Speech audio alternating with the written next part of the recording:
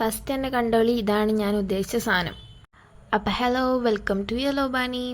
ഈ പിക്ചറിൽ കണ്ട മാരത്തെ ഒരു ക്വില്ലിംഗ് ആർട്ടാണ് നമ്മൾ ഇന്ന് ട്രൈ ചെയ്യാൻ പോണത്. അതിന് വേണ്ടി ഇങ്ങനെ സ്ട്രാപ്സ് പോലെ ഞാൻ പേപ്പറുകൾ കട്ട് ചെയ്തെടുക്കുകയാണ് ചെയ്തിട്ടുള്ളത്. നമുക്ക് ക്വില്ലിംഗ് പേപ്പർ എന്ന് പറഞ്ഞ് വാങ്ങാനും കിട്ടും കേട്ടോ. ആദ്യം തന്നെ അതിൻ്റെ ബേസിന് വേണ്ടിയിട്ട് ഇങ്ങനത്തെ ഒരു പേപ്പർ എടുത്തിട്ട് അത് ഇങ്ങനെ മടക്കിയിട്ട് കട്ട് ചെയ്തിട്ട് ഒട്ടിച്ചു കൊടുക്കുകയാണ്. ഇതിലാണ് നമ്മുടെ ബാക്കി പരിപാടികളൊക്കെ. ഈ ക്വില്ലിംഗ് ടൂൾ വെച്ചിട്ടാണ് നമ്മൾ ഒരു കാര്യം മാത്രം ഇതിൽ ചെയ്തെടുക്കുന്നത്. ഞാൻ ക്വില്ലിംഗ് പേപ്പർ വെച്ചിട്ട് ഓർണമെൻറ്റ്സ് ഒക്കെ ഉണ്ടാക്കിയിട്ടുണ്ടായിരുന്നു ഫസ്റ്റ്. അപ്പോൾ എൻ്റെ കയ്യിലുള്ള ടൂളാണിത്.